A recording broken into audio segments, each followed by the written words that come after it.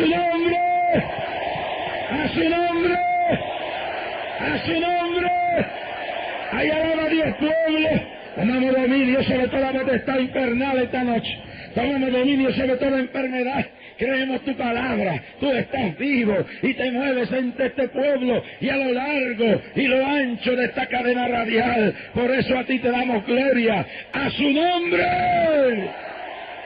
¡A su nombre! Y así, puesto de pie, buscamos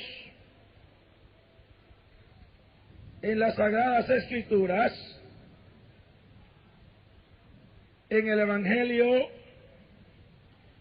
según San Mateo, capítulo 28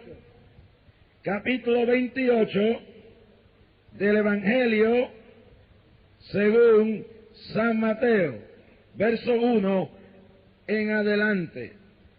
Y pasado el día de reposo, al amanecer del primer día de la semana, vinieron María Magdalena y la otra María a ver el sepulcro. Y hubo un gran terremoto, porque un ángel del Señor descendiendo del cielo y llegando, removió la piedra y se sentó sobre de ella. Su aspecto era como un relámpago, su vestido blanco como la nieve, y de miedo de él los guardas temblaron y se quedaron como muertos. Mas el ángel respondiendo dijo a las mujeres: no temáis vosotras, porque yo sé que buscáis a Jesús, el que fue crucificado. No está aquí, pues ha resucitado. Venid y ved el lugar donde fue puesto el Señor. Pueden sentarse.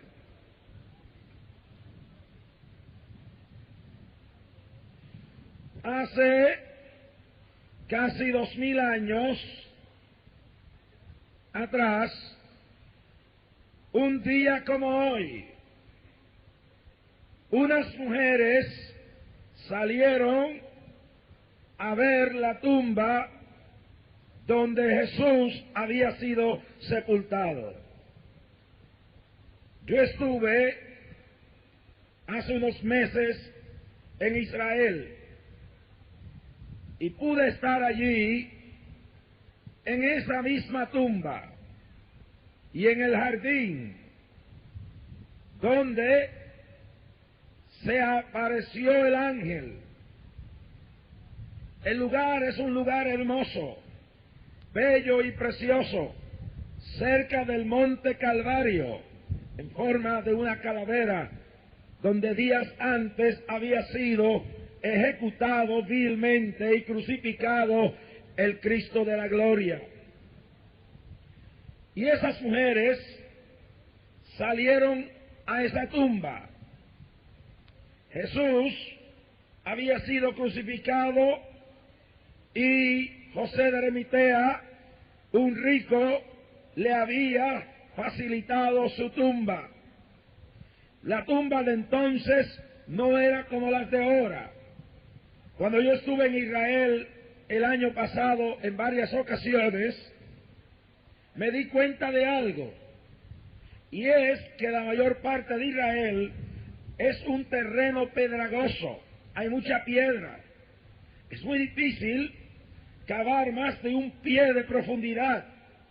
Por lo tanto, la costumbre era buscar cuevas o hacer mausoleos sobre la tierra. Por el terreno tan pedregoso en Israel, se ven precisados a enterrar los muertos, especialmente en aquella ocasión, en mausoleos o en cuevas. Cuando yo estuve en Jerusalén, yo veía los mausoleos y las cuevas. Hay muchas cuevas donde están abandonadas, descuidadas, pero donde en un pasado enterraron los cadáveres de personas que murieron.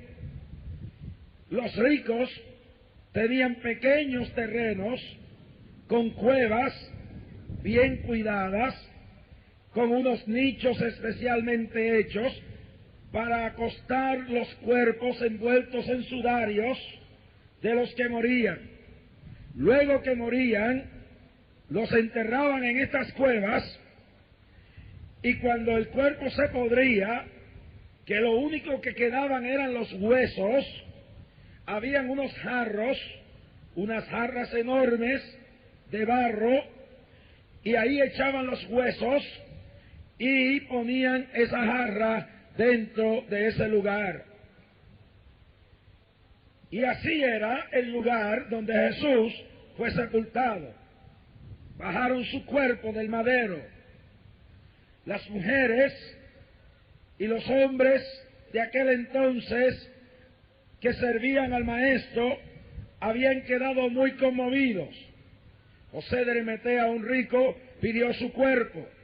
Lo envolvieron en unos paños, en unos sudarios, y lo llevaron hacia esa cueva muy cerca de donde fue crucificado. Hay gente que creen que era muy lejos, bastante cerca, y lo pusieron dentro de esa cueva. Muy temprano de mañana, las mujeres que la habían servido, como Marta, María, su madre, y también María Magdalena, de la cual había echado 7 demonios que la ataban y la esclavizaban, iban a preparar su cuerpo para preservarlo. Y con el dolor de haber perdido a alguien que amaban, salieron tempranito y se encaminaron hacia aquel lugar. Y la Biblia dice, y lo señala en la escritura que hemos leído esta noche, que María Magdalena y la otra María llegaron bien de temprano al lugar del sepulcro, a esa cueva. Y yo quiero que todos se imaginen el lugar, no un hoyo en la tierra, una cueva. Y la entrada de la cueva estaba tapada con una enorme piedra, que los hombres se necesitaban más de un hombre para moverla. El gobierno y el Sanedrín judío tenían miedo, porque Jesús había dicho que al tercer día resucitaría. Y Herodes, temeroso de Jesús, a quien para burlarse le habían puesto un rótulo en la cabecera de la cruz, que este era el rey de los judíos, temeroso de algo que pudiera acontecer y de que los discípulos se fueran a robar su cuerpo para alegar que se había vuelto de los muertos, puso soldados, primero una piedra inmensa que un hombre ni dos podían mover, luego soldados, tropas del ejército para cuidar del lugar, para no dejar a nadie entrar al sitio para remover la piedra. Primero una piedra inmensa, luego un cadáver dentro de esa cueva, cubierta con una piedra inmensa, y soldados a la parte de afuera armados para impedir cualquier cosa que se hiciera con el cuerpo. Y las mujeres salieron hacia ese lugar. Pero antes de ellas llegar, un ángel había bajado del cielo. Y ese ángel, envuelto en un resplandor de luz, removió la piedra.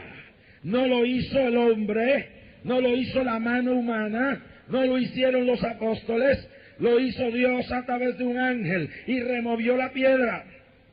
Y desde el dentro del sepulcro, de esa cueva que yo estuve en este año dentro de ella, se sentía vivir uno la experiencia de aquel lugar, y allí se llenó de un resplandor sobrenatural de luz, y desde la cueva se fue saliendo de sus sudarios y desenvolviéndose la figura de Jesucristo. En cosa de instantes, cubierto de un manto blanco, salió el resucitado. Ya no estaba muerto. Cuando María y María Magdalena llegaron, la tumba estaba vacía. Jesús no estaba allí. Jesús había resucitado. Y el ángel le habló y le dijo: ¿por qué buscáis al que vive entre los muertos, ya no está aquí. Jesús había cumplido lo que había prometido. Voy a morir. Y como el grano se siembra en la tierra, se pudre y luego nace una hermosa mata de trigo, así yo iré a la tierra y moriré y viviré para dar fruto y victoria a ustedes. Así como Jonás estuvo en el vientre del gran pez 3 días y 3 noches, es menester que el Hijo del Hombre esté 3 días y 3 noches en el vientre de la tierra, y al tercer día resucite. Y al tercer día resucitó. Y hoy, cuando vamos a Jerusalén, la tumba no está con el cadáver, la tumba está vacía. Allí no hay cuerpo, allí no hay momias, allí no hay un jarro con huesos. La tumba en el jardín del huerto, en el jardín, no está llena, está vacía. ¿Y qué significa esto? ¿Qué nos dice esta noche la tumba vacía de Jesucristo? ¿Qué nos dice esa resurrección? Yo quiero decirle que en primer lugar, la tumba vacía, de acuerdo a la Biblia, nos señala que el cristianismo no está fundamentado en hombre alguno, en mortal alguno, en hombre imperfecto.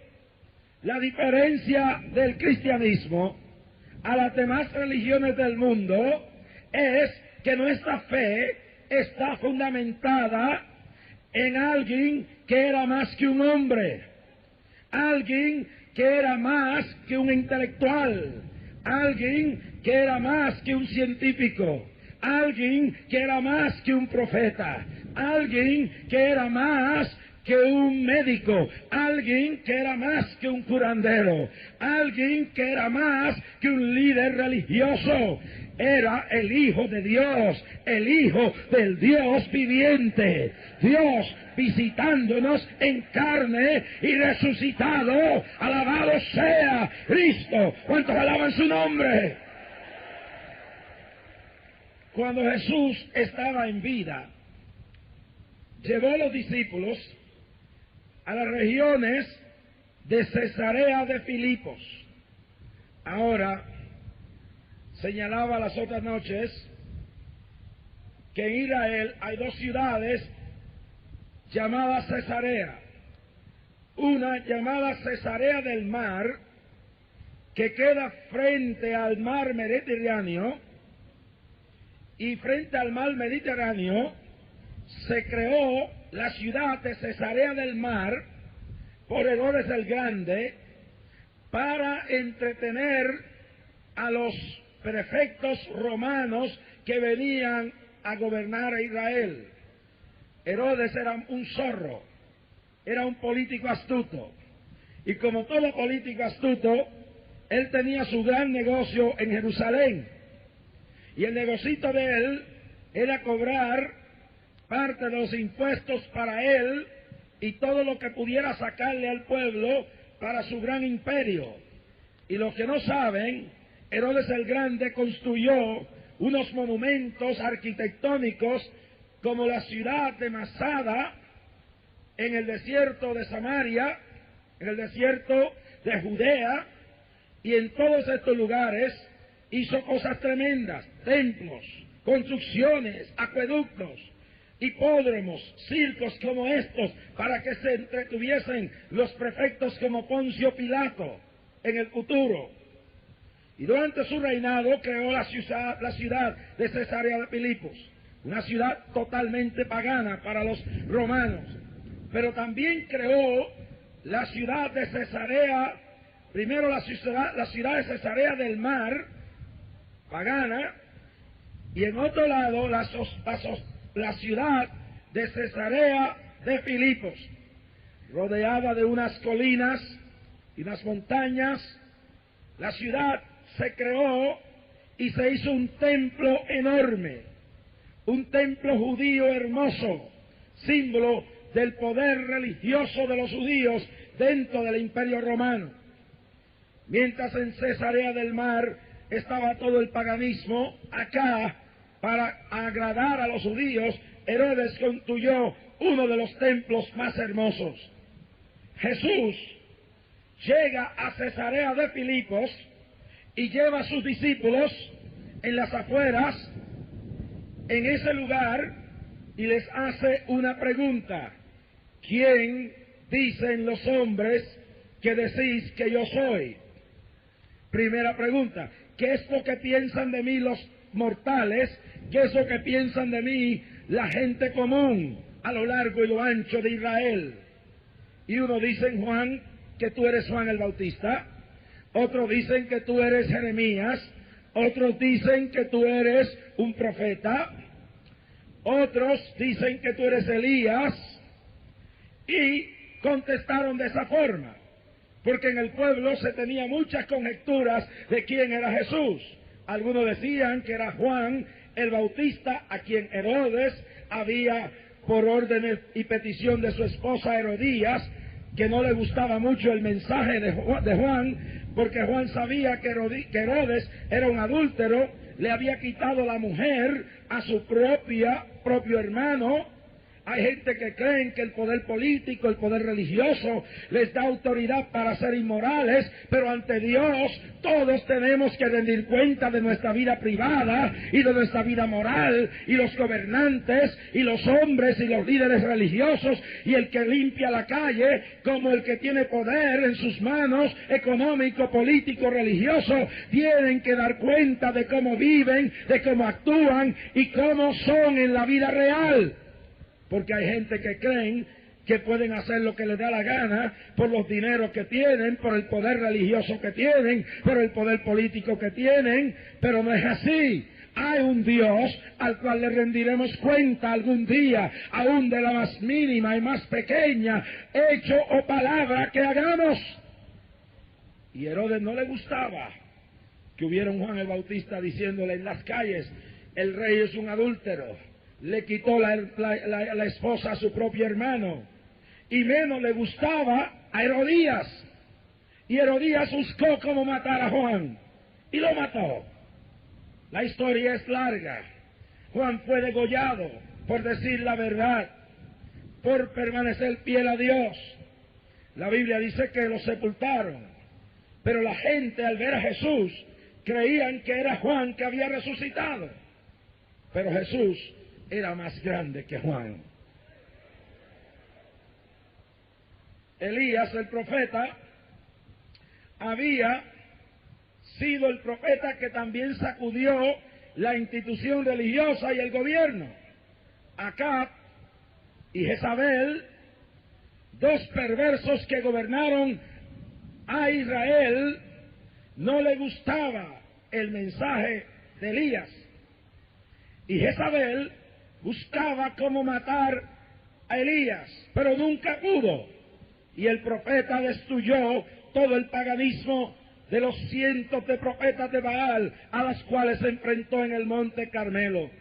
Cuando yo estuve sobre el Monte Carmelo y yo pude predicarle a una multitud allí en Israel y ver en mi mente lo que aconteció aquel día que Elías destruyó a los profetas de Baal, yo lloré. Y yo sentí la gloria de Dios, porque el poder de Dios es grande. Un solo hombre contra toda la institución de gobierno corrupta de Israel en Acab y Jezabel, y toda la institución religiosa no pudo con él, porque cuando estamos con Dios somos mayoría, aunque no tengamos el poder que tienen los demás. ¿Cuántos alaban la gloria de Jehová?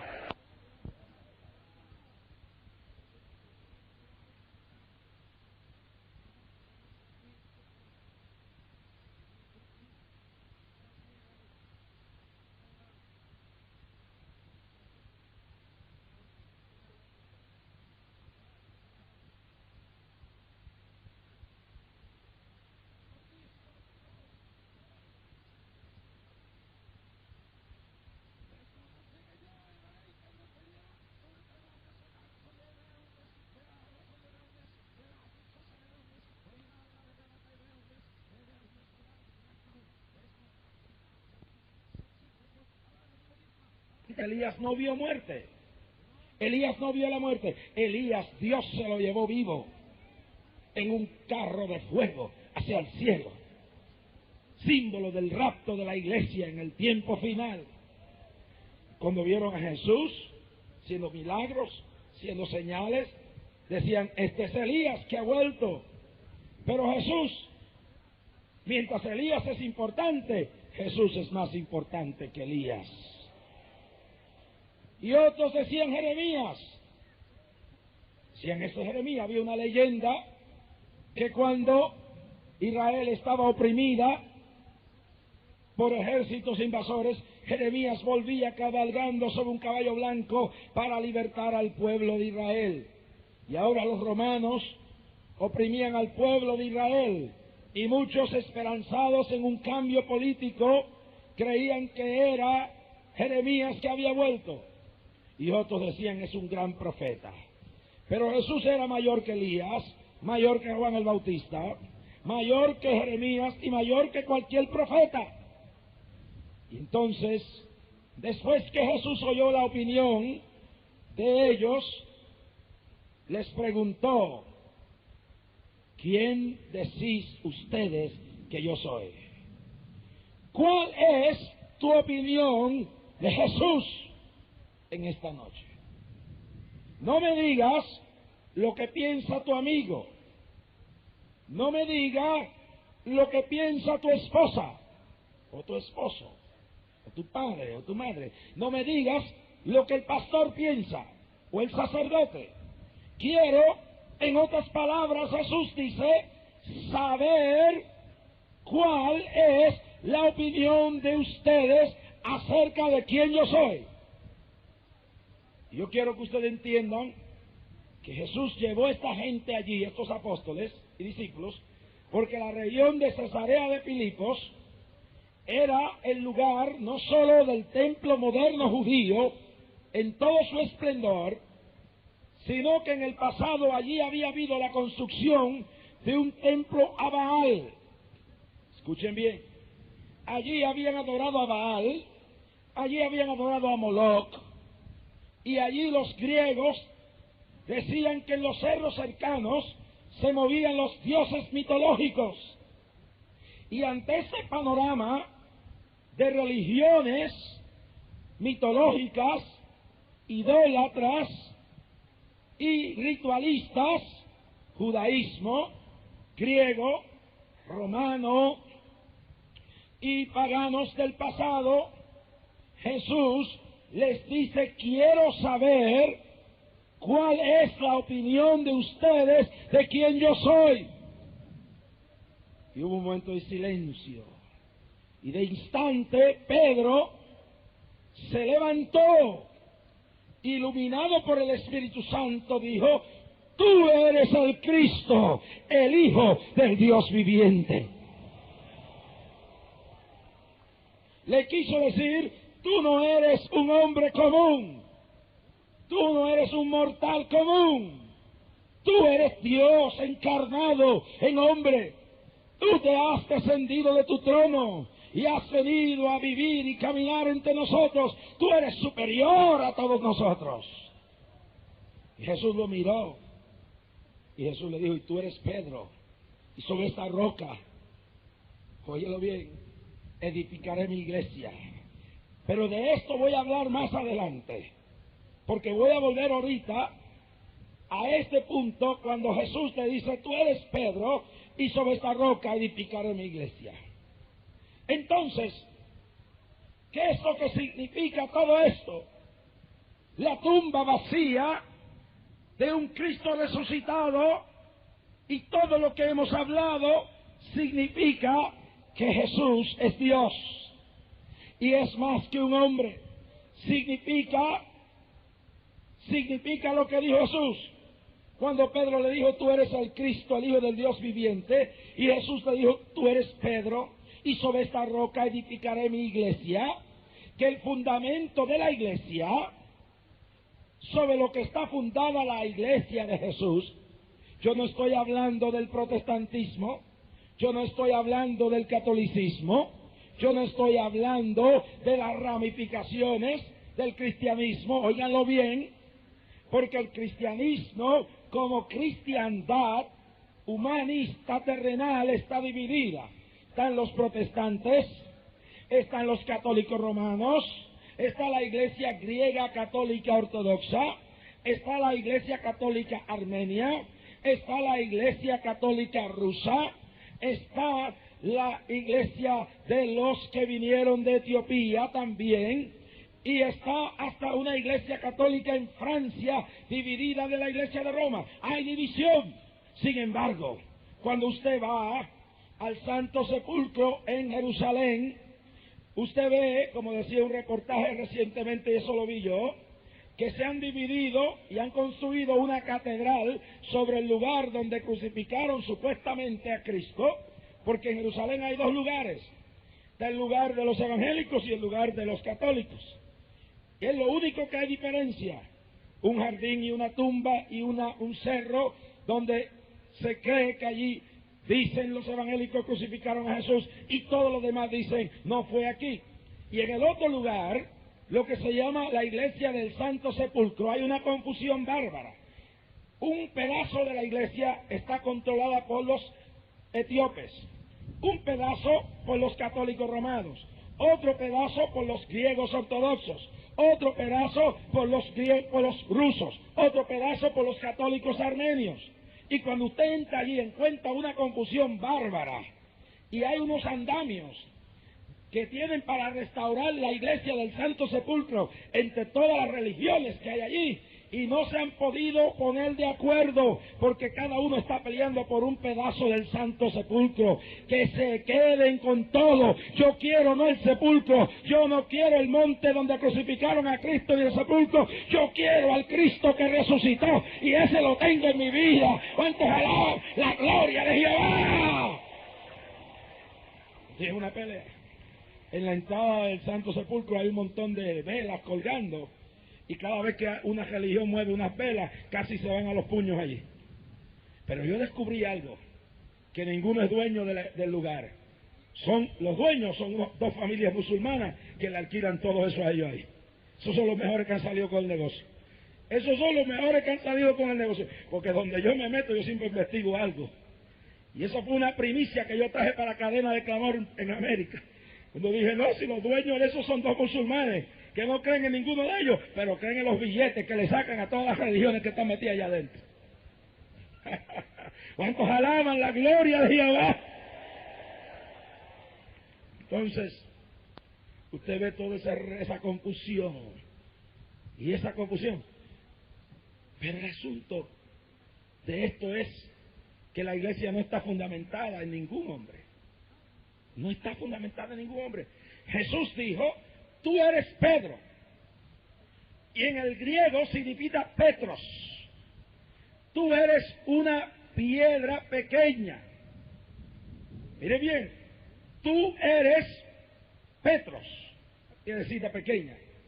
Más cuando Jesús emplea la palabra roca, significa una piedra grande. Y lo que le quiere decir, cuando Pedro, iluminado por el Espíritu Santo, dice, Jesús, tú eres el Hijo del Dios viviente, Jesús le dice, y tú no te lo ha revelado ni carne ni sangre, mas mi Padre que está en el cielo, y tú te llamas Petros, una piedra pequeñita, y sobre una piedra grande, que es la revelación de que yo no soy cualquier hombre común, yo soy Dios, yo tengo autoridad en el cielo y en la tierra, sobre mi divinidad, sobre mi autoridad, sobre mi perfección, sobre mi santidad, yo edificaré la iglesia, mi iglesia, no la iglesia de los evangélicos, no la iglesia de los musulmanes, no la iglesia de los católicos, la iglesia de Jesucristo, edificada sobre él, la piedra inconmovible, la piedra que rechazaron los edificadores, porque a los suyos vino y los suyos no lo recibieron. Él es el fundamento.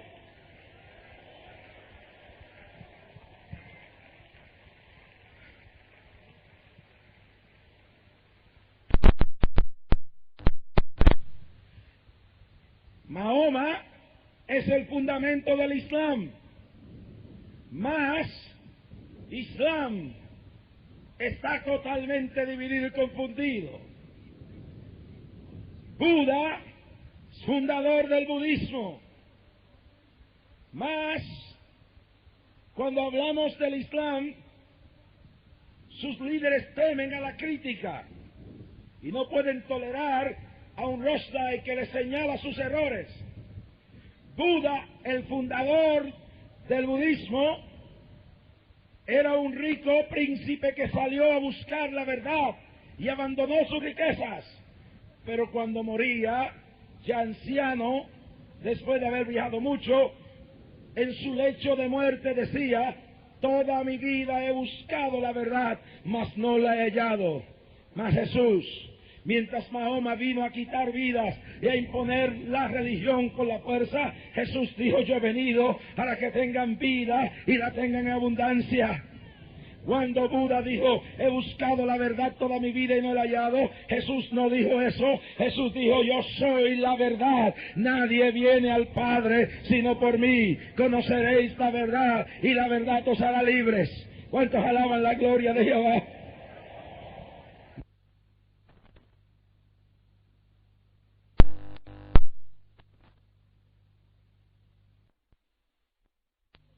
Hay que guardarlo del error, hay que protegerlo. Y cuando la iglesia se funda sobre un hombre, cuando ese hombre le descubren su humanidad, se cae, hace pedazos. La iglesia en Venezuela, ni la iglesia en ninguna parte del mundo tiene que temer de que sus líderes religiosos fracasen, porque la iglesia de Jesucristo no está fundada en hombre. Los hombres se pueden ir al diablo y pueden escandalizar, pero la iglesia, dice, está fundamentada sobre la divinidad de Jesús. Aunque las puertas del infierno prevalezcan, no prevalecerán contra ella. En este día no se deje la iglesia intimidar por los que le dicen: no prediquen porque han habido escándalos. ¿Qué me importa a mí si un Jimmy Swaggart hizo lo que hizo? O si en el Vaticano hay un arzobispo Marcinkus buscado por la justicia de Milán. Yo no estoy sirviendo ni a Jimmy Swaggart ni al Papa de Roma. Yo estoy sirviendo a Cristo, y Él es quien vive, y Él es quien me perdonó, y Él es quien me salvó.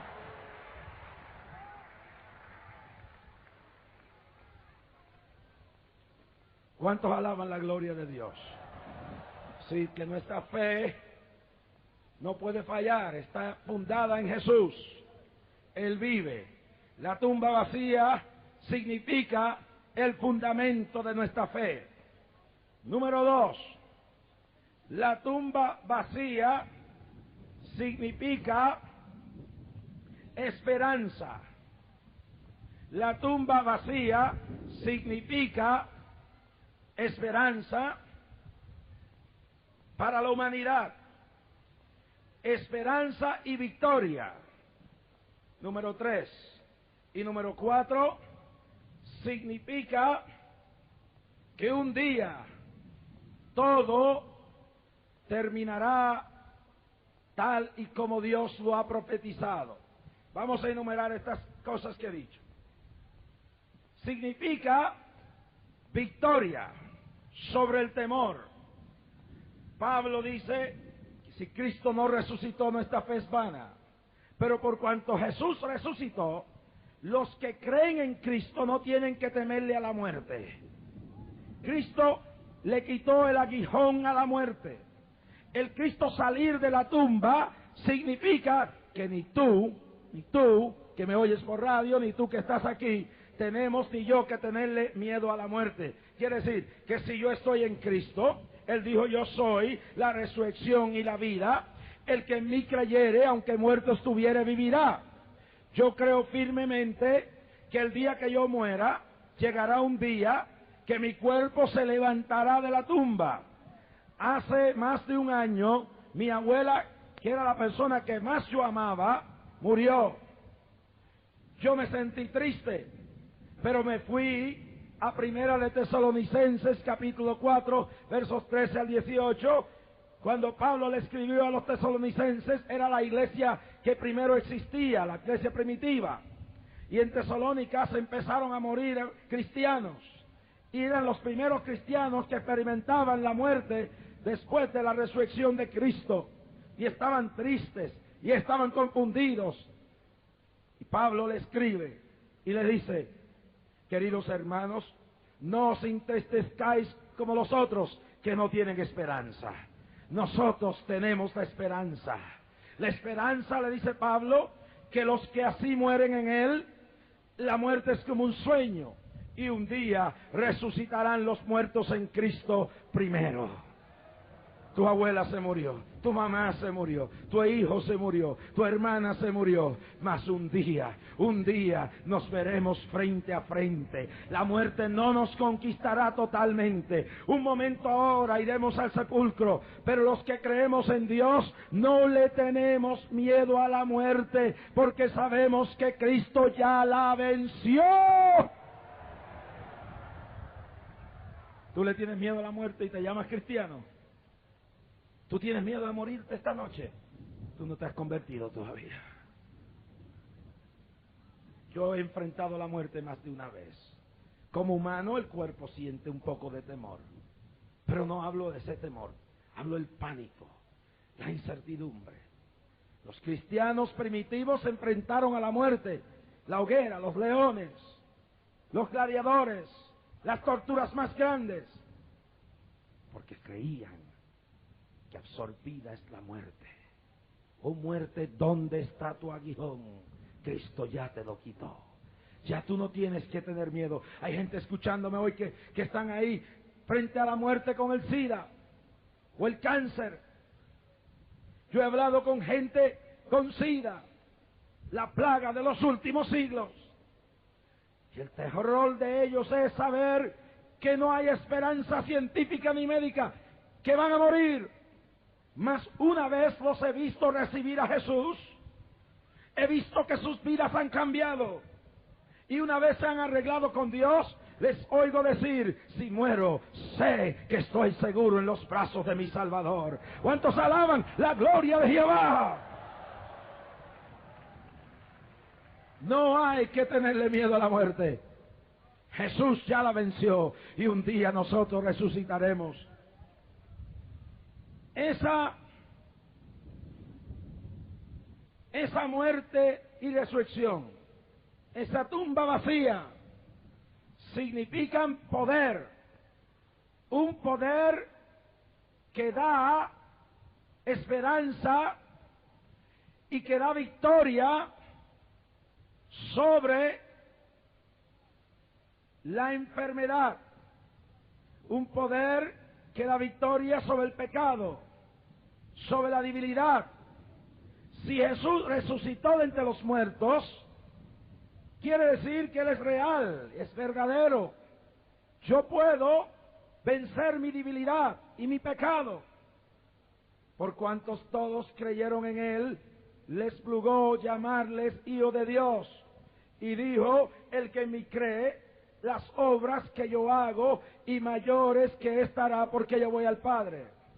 Y dijo: yo me voy, mas estas señales seguirán a los que creyeren. Y entre ellas hablarán nuevas lenguas, sanarán enfermos y echarán fuera demonios. La resurrección, la tumba vacía esta noche es un significado de poder. La iglesia no puede ser una iglesia sin virtud.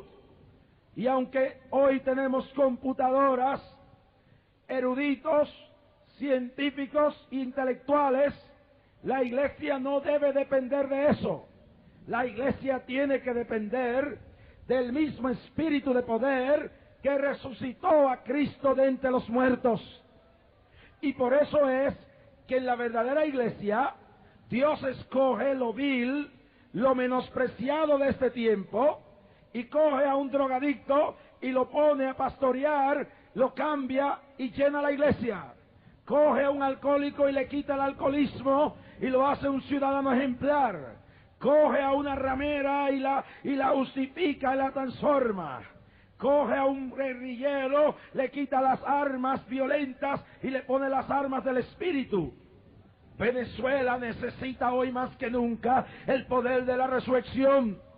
La política ni la religión muerta, seca, esquelética y vacía han podido hacer nada.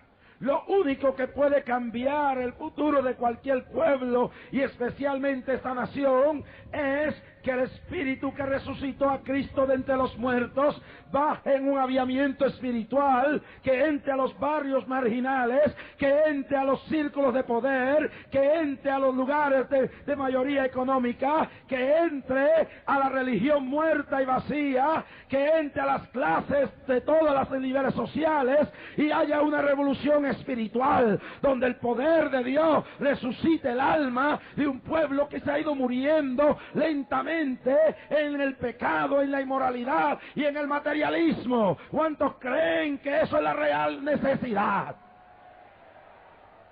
Si lo creen, den un aplauso al Señor esta noche.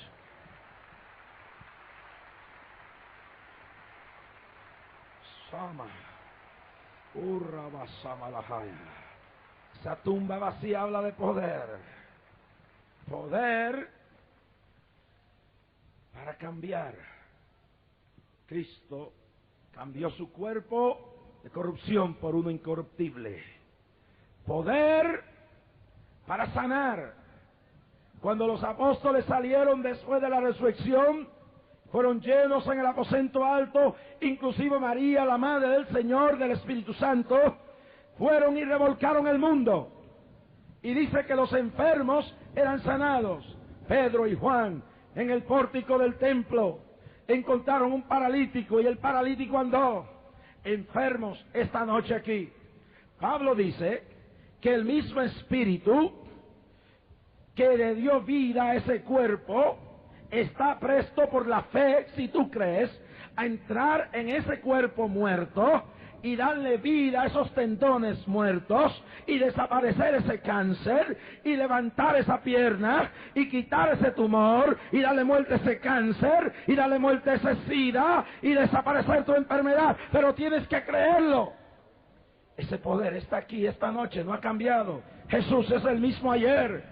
Su poder se mueve, lo hemos visto aquí. Más de una persona paralítica, más de un herniado, más de un tumor, más de una persona atormentada ha sido liberada, porque el mismo Espíritu está aquí esta noche. No ha cambiado, se mueve a través de la radio, se mueve en los hospitales, se mueve en los hogares, se mueve en los carros, se mueve hasta en los aires, donde quiera me oyen esta noche. No ha cambiado, es el mismo ayer y hoy por los siglos. Estaba en la ciudad de Popayán, Colombia, muchos años atrás. Llevaron una niña sin pupilas. Habían 10,000 personas esa noche. La madre me dijo, ore por ella. Yo dije, ya lloré. Se fue con coraje porque no quise orar. Pero cuando iba fuera de la plataforma, se paró y empezó a llorar. Ya no de tristeza ni coraje, porque vio que lo blanco empezó a aparecer como la cabeza de un alfiler, la pupila empezó a crecer. Cuando corrió para atrás decía, hermano Jorge, mire, están apareciendo las pupilas, y levantamos la criatura en alto, y ahí estaba ella, con pupilas el bebé, porque este es el poder de la resurrección. En San Salvador, un doctor, médico ateo, marxista, renegaba de la religión y de la fe, y me escuchaba con toda su familia para burlarse por radio. Mas en un momento dado, yo dije, el Dios que yo sirvo, tiene poder creativo, y es capaz de hacer un milagro creativo, que es el milagro más difícil. Ustedes tienen muelas rotas. Yo creo que Dios te puede poner plata o oro dentro de eso, de la nada. El hombre se burló, pero cuando empezó a mirar la boca de su hija, la hija decía, tengo algo, una niña de 5 años, raro en mi boca. Y el doctor marxista, leninista, ateo, empezó a mirar y vio que una muela de la niña empezó a rellenarse de plata. Miró la boca de su otra hija y la plata empezó a aparecer delante de sus ojos. miró la boca de su esposa y vio lo mismo. Y a los 5 minutos la vecina tocó a la puerta: doctor, doctor, estaba oyendo a ese hombre raro en la radio y él dijo que Dios hacía milagros creativos, y mire mi boca, y la plata resplandecía. El milagro creativo es para confundir la ciencia del hombre, que dice que hay límites para el Dios que hizo los cielos y la tierra. Un ciego me escuchaba esa misma noche, ciego por un ojo, y el otro de un balazo había perdido el ojo y estaba totalmente esto aquí cerrado. El ciego me escuchaba y el espíritu que levantó a Cristo de los muertos se movía, y al rato recibimos una llamada. El ciego gritaba y lloraba por teléfono: oigan, díganle a ese hombre que Dios me ha sanado. Yo era ciego y ahora veo, pero el milagro es más grande. Este ojo no tenía nada, había perdido todo, lo tenían cerrado, cosido, pero cuando ese hombre empezó a orar, de momento no solamente vi por mi ojo que podía ver, se abrió, se rompieron las suturas y salió un ojo totalmente nuevo. Es el espíritu de la resurrección, es el espíritu de la gloria de Jehová. Se mueve aquí en la plaza de Valencia y se mueve a través de toda esta cadena de radio esta noche, donde hay sufrimiento y donde hay dolor. Soma. Hace unos días estuve en Cleveland, Ohio. Cuando estuve, una joven con una mata de pelo que llegaba hasta abajo, con su esposito, vienen y me dicen: hermano Rasky, ¿usted se recuerda de nosotros? En una convención de las Asambleas de Dios en Mahanaim, Nueva York, fuimos donde usted para que orara a ese Cristo por nosotros. Mire la foto mía. Sacó la mujer una foto, una mujer esquelética, calva, no tenía pelo. ¿Usted me ve? Dice: ¿pero esta es usted? Sí, esa era yo. La radioterapia, la quimioterapia me había hecho caer todo el pelo. Los médicos decían que aquel tumor que yo tenía, aquellos tumores cancerosos en mi pecho, me llevarían al sepulcro, que ya yo no tenía vida. Me habían hecho todo. Una mujer joven, atormentada del cáncer y sin pelo. Mire mi foto.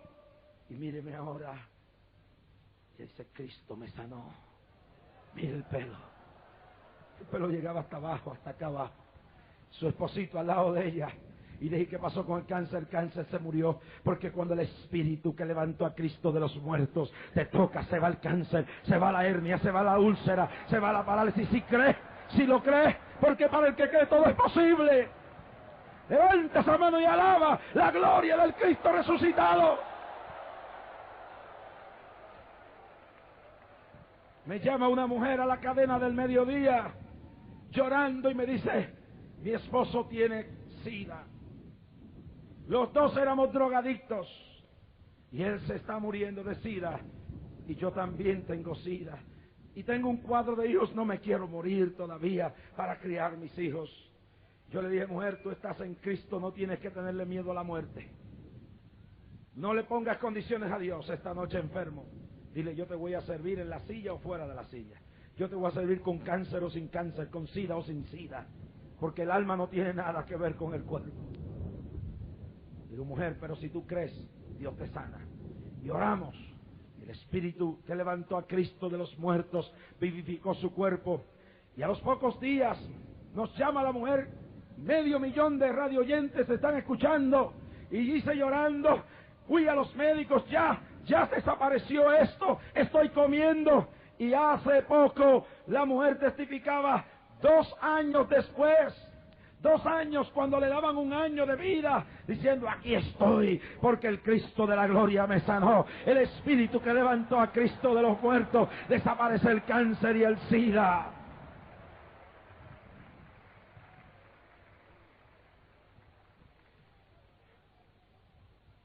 Finalmente, da victoria sobre la debilidad humana. Pablo, el apóstol, tenía un aguijón, algo que lo molestaba.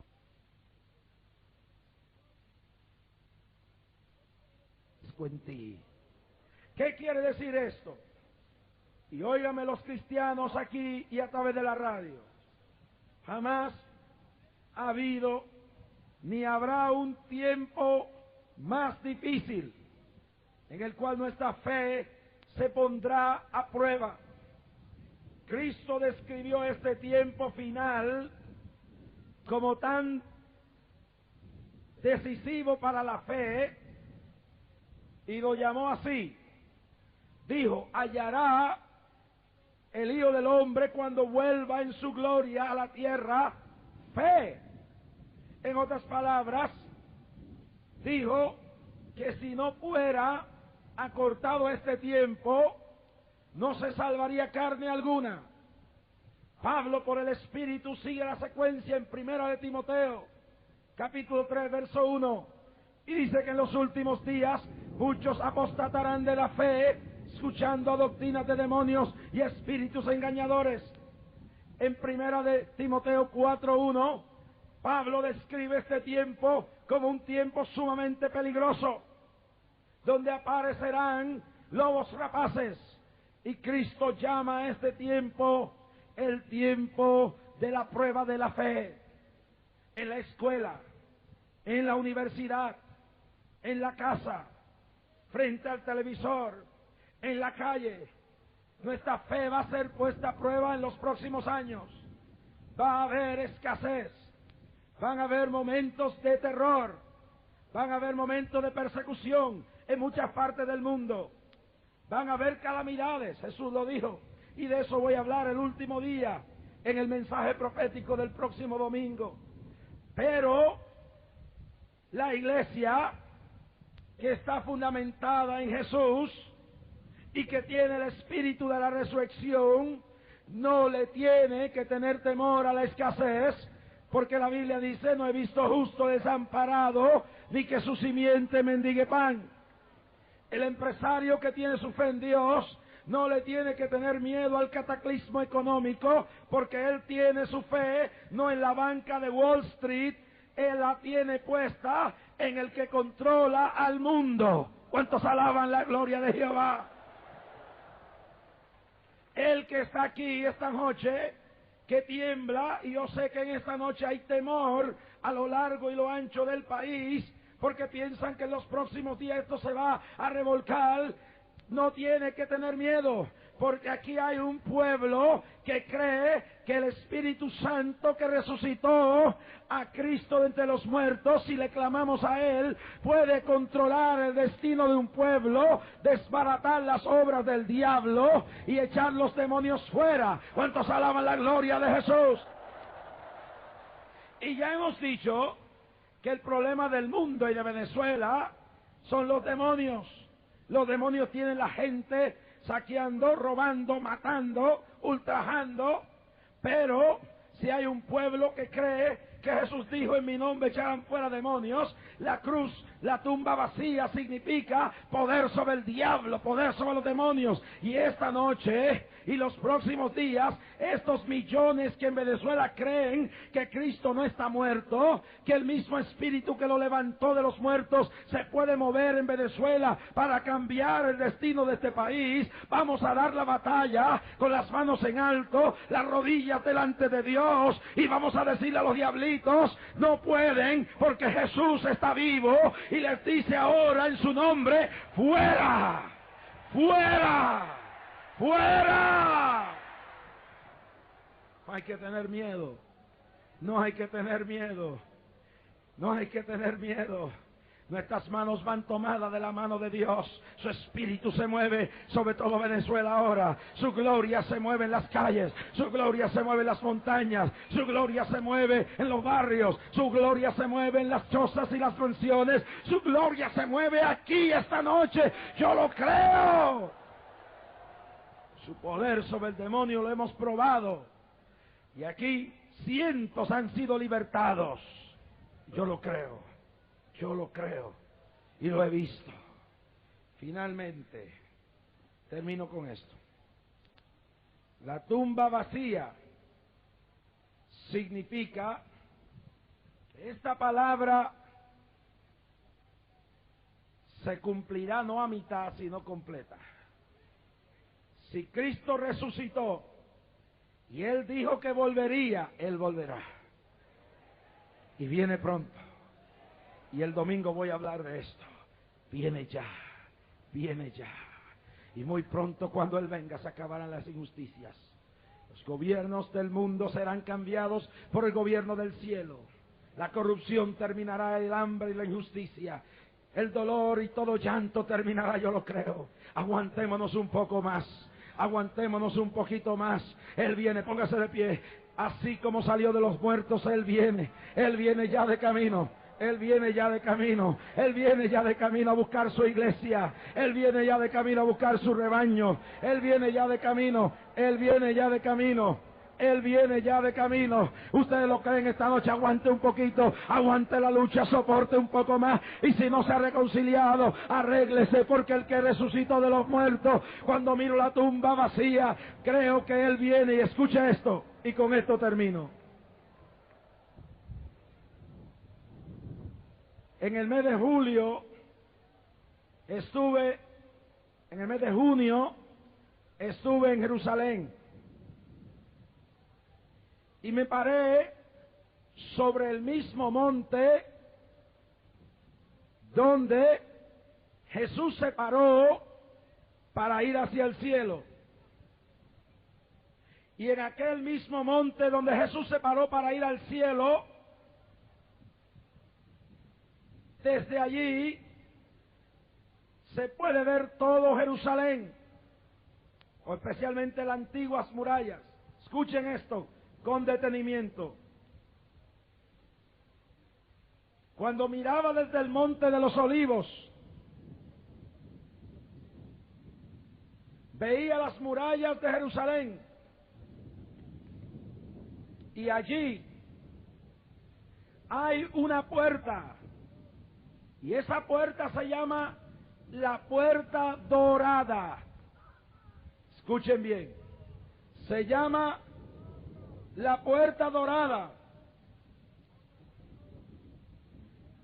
Esa puerta fue la puerta donde Jesús entró la última vez a Jerusalén. Según la Biblia, el Mesías tiene que entrar por esa puerta. Los árabes musulmanes, cuando tomaron a Jerusalén, taparon con cemento la puerta. Y los musulmanes pusieron un cementerio frente a la puerta, porque cuando dominaban a Jerusalén, sabían que la Biblia dice que el Mesías, el Rey de Reyes y Señor de Señores, entrará por esa puerta. Y supersticiosos trancaron la puerta con concreto, sabiendo que el Mesías tiene que ser un sacerdote espiritual de la tribu de Leví, y los levitas no pueden caminar entre los muertos. Pusieron un cementerio. Todo para impedir que el Mesías entre por la Puerta Dorada.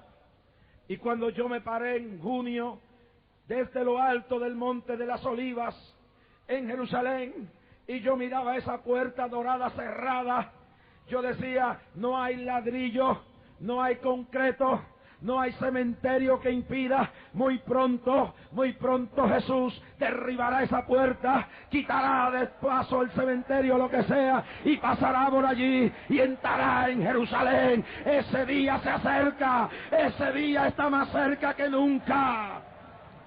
Pero escúcheme aún más.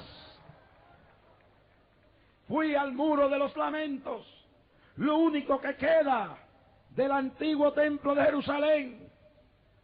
Y ese día que estuve, lo puedo vivir en esta noche.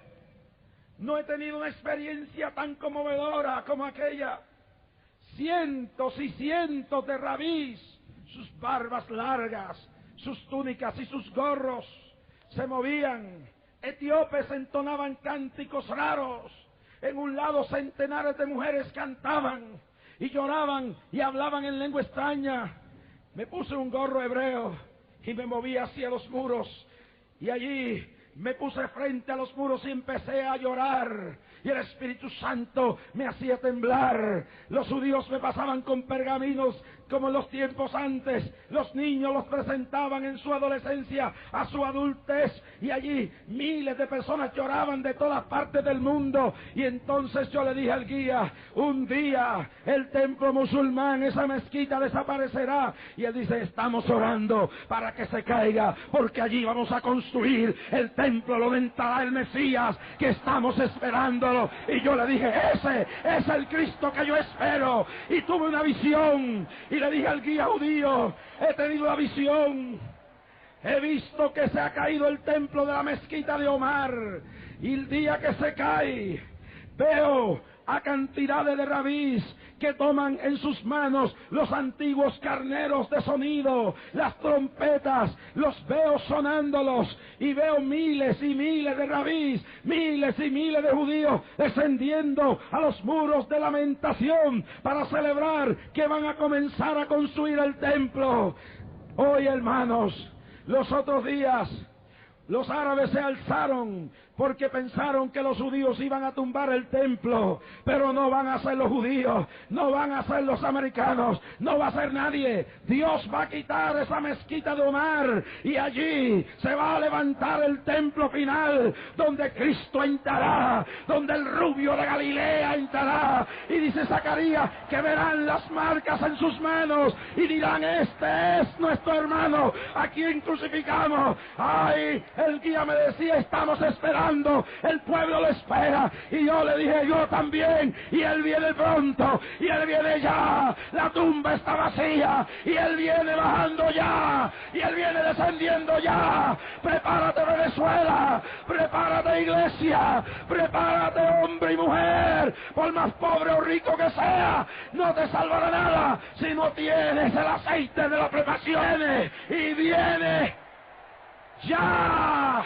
Dígalo conmigo: Cristo viene, y viene ya. Cristo viene, y viene ya. Ya. Levanta la mano y alaba la gloria de Jehová. Arrasama, oh gloria.